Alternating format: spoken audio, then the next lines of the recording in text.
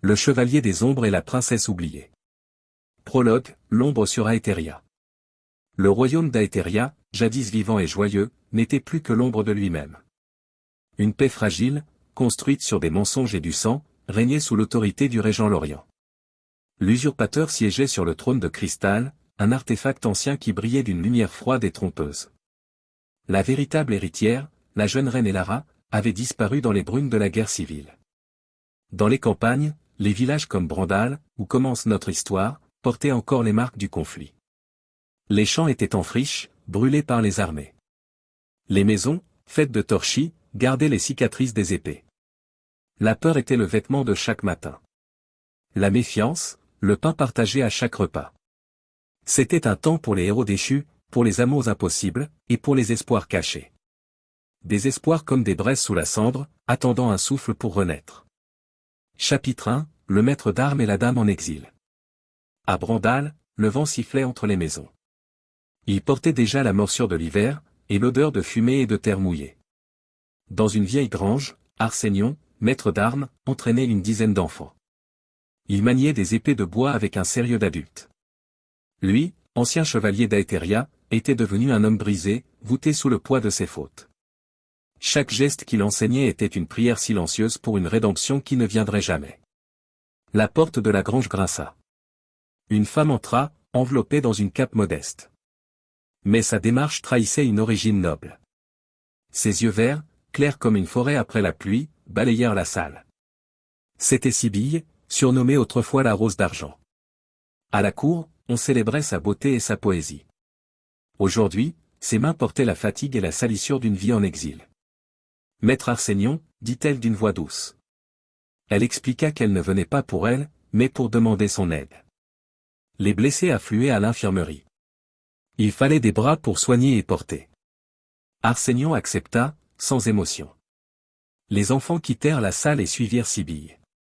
Quand ils furent seuls, elle le remercia. Il répondit froidement, « Ce n'est pas de la charité. C'est une nécessité. » Alors qu'elle s'éloignait, il la regarda encore une fois. Il ne vit pas la noble en fuite. Il vit une femme blessée, cachant ses plaies derrière un masque. Soudain, un cavalier entra dans le village, couvert de boue. Il hurla d'une voix brisée. Des hommes d'armes. Une centaine. Ils portent la bannière noire de l'Orient. Ils marchent sur le village.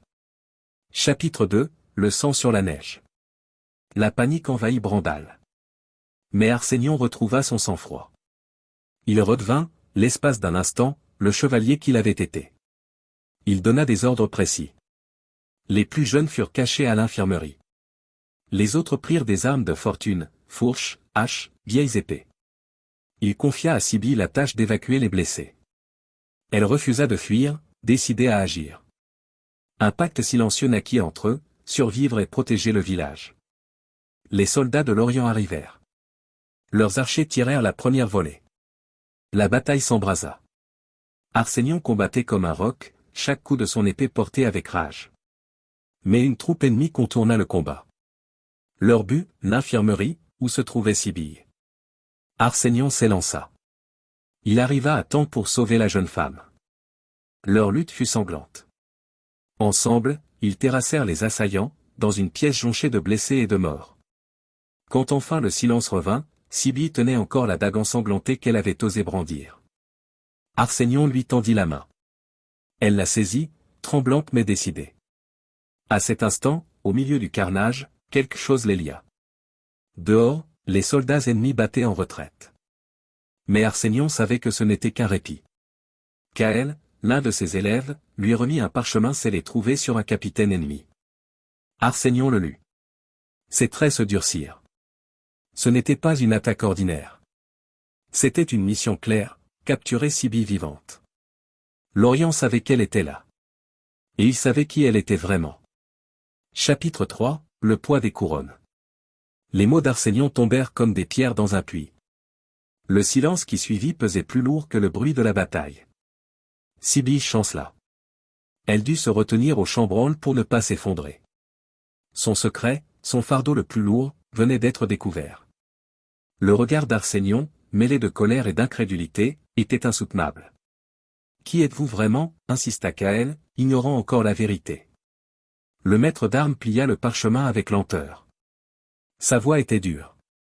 Laisse-nous, Kael. Va aider aux blessés. Quand l'enfant partit, Arsenion se tourna vers Sibylle. Ses poings tremblaient.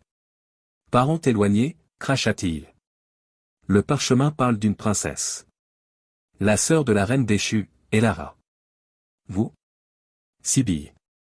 Héritière présomptive du trône de cristal. Sibylle ferma les yeux. Un frisson la traversa. Puis elle les rouvrit. Son regard n'était plus celui d'une exilée. C'était celui d'une princesse. Oui, dit-elle simplement. Arsenion serra la mâchoire. Vous avez mis ce village en danger pour cacher cela? Des hommes sont morts à cause de votre secret. Et où aurais-je dû aller, répondit-elle, la voix brisée. À la cour? Pour que l'Orient m'étrangle ou me marie à un de ses chiens. Il a empoisonné mon père. Ma sœur a disparu. J'ai fui. J'ai erré. Brandal devait être oublié. Arsenion détourna le regard. Sa voix se fit sombre. Rien n'est oublié aux yeux du pouvoir. Ils reviendront. Plus nombreux. Et ils ne s'arrêteront pas tant qu'ils ne vous auront pas. Alors je partirai, dit-elle, ferme. Je les éloignerai du village. C'est moi qu'ils veulent. Non, trancha-t-il. Vous êtes la dernière étincelle d'Aetheria. Votre mort signerait la fin du royaume. Il parlait en stratège. Mais dans son cœur, autre chose s'était réveillée. La loyauté. Et une flamme qu'il croyait éteinte. Sibylle souffla, que devons-nous faire? Il inspira profondément. La fumée et le sang lui brûlaient les poumons. Contre-attaquer. Trouver des alliés. Rallier ceux qui étaient fidèles à votre père. Elle rit, un rire amer. Avec quoi? Une poignée de paysans? Un chevalier déchu? Le coup porta. Il serra les dents. Oui. Avec ça. Et avec la vérité. Il s'approcha. Mais pour cela, vous devrez cesser d'être une guérisseuse. Vous devrez être princesse. Peut-être reine. Même si cela vous terrifie. Même si cela vous tue. Ces mots étaient durs. Mais ils forgèrent en elle une résolution nouvelle. Une graine venait de germer. Et vous, murmura-t-elle. Pourquoi faites-vous cela? Pour la rédemption? Arsenion détourna les yeux. La rédemption est un luxe que je n'ai pas. Je le fais parce que c'est la seule voie. Et parce que certaines choses valent mieux que l'honneur perdu d'un seul homme. Un pacte naquit entre eux. Un pacte de sang et de nécessité. Les jours suivants furent lourds. On enterra les morts. On brûla les envahisseurs. Le village respirait encore, mais à peine. Arsenion entraîna les survivants avec une intensité nouvelle. Sibylle, elle, chercha des alliés. Un nom revint, Lord Théron, des marches du Nord. Un homme droit, ami de son père. Peut-être le seul espoir. Le plan, partir vers le Nord. Traverser des terres ennemies. Tenter de rallier Théron. La veille du départ, la lune baignait les ruines d'une lumière froide. Sibylle était assise près du puits. Dans ses mains, une petite fleur bleue. Une survivante poussait entre les pierres brisées. Comme nous, murmura-t-elle en tendant la fleur à Arsenion. Il la prit. Les choses fragiles sont souvent plus résistantes qu'on ne le croit. Leurs doigts se frôlèrent. Un silence plein de sens s'installa. Demain, nous partons, dit-il doucement. Demain, nous nous battons pour Aetheria, répondit-elle. À l'aube, alors qu'il se préparait à partir, un cavalier surgit. Il portait des couleurs neutres. Haletant, il remit un rouleau à Arsenion. Le chevalier lut. Son visage se figea. L'Orient ne se contente pas de vous chercher, Sibylle. Il a convoqué une grande assemblée. Il sera couronné roi dans un mois. Et pour légitimer son trône, il a retrouvé votre sœur. Le cœur de Sibylle s'arrêta. Arsenion acheva, d'une voix sombre. Elara est vivante. Et il va l'épouser. Chapitre 4, les ombres de la capitale. Le choc fut brutal. Elara. Vivante. Prisonnière. Promise à l'Orient. Le plan était clair, en l'épousant, il deviendrait roi légitime. le royaume plierait. Et tout espoir s'éteindrait. Sibylle blêmit. Non. Elle n'acceptera jamais. Arsenion serra le parchemin dans son poing. Il n'a pas besoin de son accord. Seulement de sa présence à l'autel. Leur projet de rejoindre Théron n'avait plus de sens. Le mariage était dans un mois.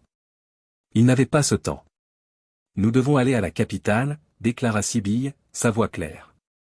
Elle n'était plus hésitante. C'était une sœur prête à tout. Arsenion resta figé. Aetheria? La cité est une forteresse. Les murs, les garnisons, les espions. C'est du suicide. Je connais des passages, insista Théel. Le palais n'a pas de secret pour moi. Et Valerius, le capitaine de mon père, il doit être encore en vie. Arsenion hésita. C'était fou. Mais sauver Elara était la seule chance. Il céda. Très bien. Nous irons.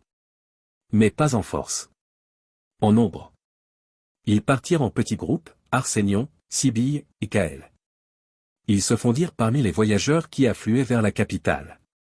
Le chemin fut long, difficile. Patrouille évitée. Nuit glaciale sous les arbres. Peu à peu, Sibylle changea. Elle perdit les restes de sa vie de cour. Elle devint résistante, endurante, silencieuse. Arsenion, lui, découvrit en elle une force inattendue. Une flamme indomptable. Dans les instants de répit, il parlait. Il lui raconta sa honte. Elle, son enfance, sa passion pour la poésie. Un lien se tissa. Une nuit, dans une grotte humide, Sibylle s'endormit contre lui. Il la serra doucement. Un instant de paix. Un instant volé. Enfin, Aetheria apparut. La cité scintillait, imposante. Les murailles blanches. Le palais, avec ses flèches s'élançait. Et au sommet, le trône de cristal, brillant d'une lumière sinistre. Ils entrèrent dans la ville en se mêlant à des marchands de vin. Les rues grouillaient de monde. La liesse couvrait une peur invisible. Guidés par Sibylle, ils gagnèrent les bas-fonds. Une taverne, l'épée brisée. C'est là que Sibylle chercha Valerius. Un mot de passe. Un regard du tavernier. Une porte dérobée. Dans une salle sombre, un homme massif les attendait. Balafré. Méfiant. Ses yeux s'écarquillèrent. Par les dieux, la petite fleur. Vous vivez. Valerius, souffla Sibylle, les larmes aux yeux.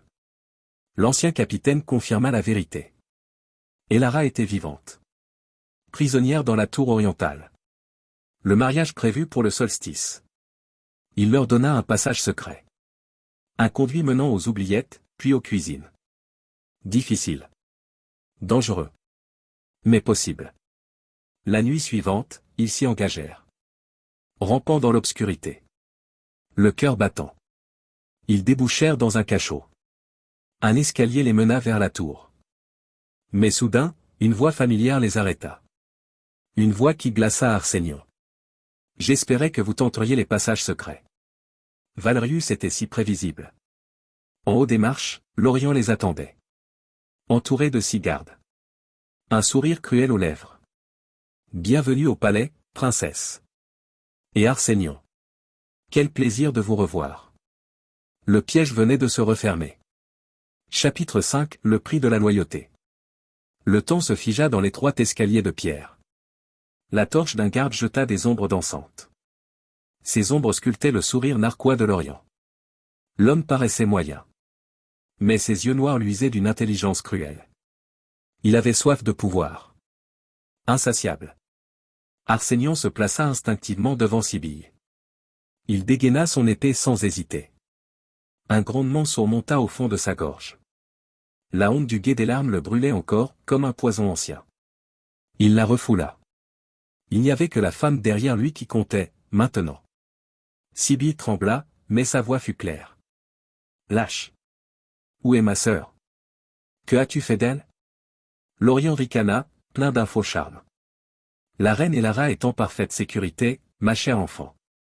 Elle se prépare pour son grand jour. Notre grand jour. Votre arrivée est le plus joli des cadeaux de noces. Il sourit plus large encore. Vivante, vous pourrez me servir. Morte, vous serez une martyre que je brandirai contre les rebelles. Les deux issues me conviennent. Arsenion jaugea la situation. 6 gardes. Un escalier étroit. Ils ne pouvaient être submergés qu'à 2 ou 3 de front. Cela leur donnait un léger avantage. Mais l'Orient était protégé, armé, hors de portée immédiate. C'était une impasse. Un piège bien construit. Tu as trahi ton roi, ton peuple, tout l'honneur d'Aetheria, cracha Arsenio. L'Orient perdit un instant son masque. J'ai sauvé Aetheria. Hurla-t-il. De la mollesse d'un roi idéaliste, de la corruption des anciennes familles. Le royaume a besoin d'une main de fer, pas de poèmes et de chansons. Sa voix s'érailla. Il désigna ses hommes. Désarmez-les. Et si quelqu'un résiste, tuez le chevalier. La princesse doit rester vivante. Les gardes descendirent. Le métal chanta, et l'escalier devint un enfer pressé. Arsenion se fit mûr. Son épée devint extension de son bras, de sa volonté. Il para, contre-attaqua, frappa avec une brutalité froide. Le premier garde s'effondra, la gorge ouverte. Le deuxième hurla en sentant son bras partir. Les anneaux de la cotte de mailles claquèrent. La sueur et le sang se mêlaient à la poudre et à la cendre. Sibylle cria le nom d'Arsenion. Il n'avait pas le choix. Il se battait pour gagner du temps. Chaque mouvement comptait. Chaque seconde leur donnait une chance. Puis, en bas, un tumulte monta. Des voix, des cris. Le fracas d'armes heurtant des armures. Valerius. Des hommes loyaux. Kael peut-être. Ils attaquaient par le bas, fracassant la tenaille que l'Orient croyait parfaite. Les gardes hésitèrent. La surprise changea la donne. Arsenion hurla. Maintenant. Monte. Trouve ta sœur. Sibylle n'attendit pas. Elle se faufila. Un dernier regard. Un échange de silence. Elle vit la résolution sur le visage du maître d'armes. Elle comprit qu'il tiendrait la rampe malgré tout. Il y allait de leur survie à tous. L'Orient devint fou de colère. Il sortit une dague, ses doigts tremblants d'impatience. La lame siffla. Elle visait l'espace entre la rampe, là où Sibylle avait disparu. Arsenion se jeta. Sans calcul. Sans peur. Il se plaça devant la trajectoire. La dague entra dans sa chair au-dessus de la côte. Le son de chair percée fut mat et horrible. Le monde se brouilla un instant. Le goût du fer envahit sa bouche. Pourtant il ne s'arrêta pas. Une force pure traversa son corps. Il saisit l'Orient par le bras valide. Il le projeta, les deux hommes basculèrent par-dessus la rampe. La chute fut courte mais sauvage. On entendit le craquement de la pierre. Ils heurtèrent le sol des oubliettes. L'Orient garda le souffle coupé.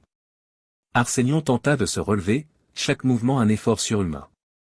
Valerius et ses hommes finirent d'achever les derniers gardes. Kael se pressa vers Arsenion, les yeux écarquillés. Maître. Arsenion ramassa ses forces comme on arrache un feuillage. Il traîna ses pas vers l'Orient. L'usurpateur tentait de ramper. Son visage était blanc, déformé par la haine et la peur. Arsenion leva son épée, la main tremblante, le souffle court. Pour le roi, murmura-t-il, la voix brisée. La lame s'abattit. La violence fut nette. Le silence tomba comme une chape. Il n'y eut pas de cérémonie. Pas de procès. Il y eut la nécessité. La vengeance qui remet les comptes à zéro. Le corps de l'Orient s'immobilisa. Le bruit des gouttes de sang sur la pierre brisa le silence. Puis, des pas précipités.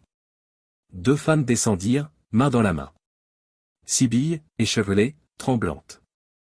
Et à ses côtés, pâle et frêle, la reine et Lara. La compréhension traversa son visage. Elle vit l'homme ensanglanté, debout et vacillant. Les yeux d'Elara se posèrent alors sur Arsenion. Son visage se ferma en une expression de gratitude immense. Valerius tomba à genoux. Les autres firent de même. Votre Majesté, souffla-t-il. Elara prit une grande respiration. Sa voix, quand elle parla, résonna pure. Le régent est mort. Aetheria est libre. Elle s'approcha, gravement. Elle fixa Arsenion, qui peinait à rester conscient. Et c'est à cet homme que nous le devons. Soignez-le. Je ne perds pas aujourd'hui le sauveur d'Aetheria. Sibylle tomba à genoux près d'Arsenion. Elle pleura doucement. Il sentit ses doigts froids serrer sa main. Puis la nuit l'emporta. Chapitre 6 L'aube du trône de cristal. Arsenion flotta dans un brouillard de douleur et de fièvre. Le monde autour de lui n'était qu'image brisée, le guet des larmes, les flammes, les visages des morts, le regard vert de Sibylle. Sa chair le brûlait. Sa pensée était un enfil effiloché. Des mains soignantes nettoyaient ses plaies. On changeait les bandages. On appliquait des compresses froides. On lui donnait des potions ramères qu'il avalait en grinçant. Des voix l'entouraient. Parfois proches, parfois lointaines. La voix la plus constante était celle de Sibylle. « Repose-toi » soufflait-elle. « Je suis là. Je ne partirai pas. » Ces mots l'accrochaient à la vie, comme une bouée. Les jours se succédèrent. La fièvre recula, lentement. Il lui fallut du temps pour reconnaître une journée de la nuit. Ses rêves étaient hantés. Mais arrivé au bord de l'abîme, il revenait toujours. Toujours la même main pour le retenir. Un matin, il rouvrit les yeux pour de bon. Il était dans une chambre claire. Des vitraux tamisaient la lumière. Les draps sentaient le miel et les herbes. Sibylle dormait sur un fauteuil, un livre de poèmes posé sur ses genoux. Une mèche de cheveux glissait sur sa joue. Il la regarda longtemps. Elle s'éveilla en sursaut, cherchant ses yeux. Le soulagement illumina son visage. « Vous êtes revenu » murmura-t-elle en lui prenant la main. « Il paraît » répondit-il, faible et moqueur. Elle rit. Un son qui chassa un peu d'ombre. Il n'avait pas besoin de dire davantage. Leur regard se suffisait. Pendant qu'ils guérissaient, le royaume changeait. Sans l'Orient, les seigneurs hésitants vinrent se rallier. Elara, libérée, montra une autorité douce et résolue. Elle jouissa de clémence, mais aussi de fermeté. Elle fit punir qui devait l'être et fit descendre la paix sur des terres fatiguées. Le jour du couronnement, Arsenion était encore faible. Il regarda la cérémonie depuis son balcon, Sibylle à ses côtés. La foule acclamait. Elara ceignit la couronne d'Aetheria. Le trône de cristal, jadis froid, brilla d'une lumière chaude et pure. Quelque temps après, Elara vint lui rendre visite, sans faste. Elle entra simplement, portant la simplicité d'une reine sûre d'elle. « Arsenion, dit-elle, le royaume vous doit plus que des mots. » Elle posa devant lui des offres officielles, titres, terres, commandements. Il prit une longue inspiration. « Il n'y a qu'une chose que je demande, votre majesté, susurra-t-il. Votre permission. » Elle sourit, sachant. Son regard glissa vers la porte, là où Sibylle attendait, discrète. « Elle vous aime » dit Elara d'une voix douce. « Et vous l'aimez. »« Vous avez ma bénédiction » ajouta la reine. « Allez. Soyez heureux. » Leur départ de la capitale fut simple. Pas de procession, pas de couronne. Juste 2 chevaux, une charrette pour leurs affaires. Kael, devenu page, vint leur dire adieu. Son visage était grave, plein d'admiration. Ils revinrent à Brandal où la reconstruction battait son plein. Les villageois les accueillirent comme des héros. Ils restèrent peu de temps. Leur route les mena vers le nord, chez leur Théron. Ce seigneur fidèle leur avait offert une terre, un manoir modeste entre lac et forêt. Là, la vie reprit, autrement. Arsenion troqua l'enseignement martial pour l'élevage des chevaux. Sibylle troqua la médecine de guerre pour un jardin d'herbes aromatiques et de fleurs bleues. Elle écrivit des poèmes. Lui apprit aux jeunes à soigner une selle. Leur nuit portait parfois les ombres du passé. Les blessures le faisaient souffrir les jours de pluie. Mais chaque matin, il se réveillait auprès d'elle. Chaque soir, ils regardaient ensemble le soleil embraser les sommets. Ils avaient connu l'enfer et le sacré. Ils avaient payé un prix élevé. Et pourtant, loin des trônes et des complots, ils avaient trouvé la paix. Un amour simple. Une tendresse mise à l'abri des regards. Dans les chants et les histoires, on raconta l'épopée d'Aetheria. Mais la plus belle histoire resta celle, silencieuse, d'un chevalier meurtri et d'une princesse en exil. Elle se vivait au creux d'un petit jardin bleu, au rythme paisible des chevaux et du vent. Fin.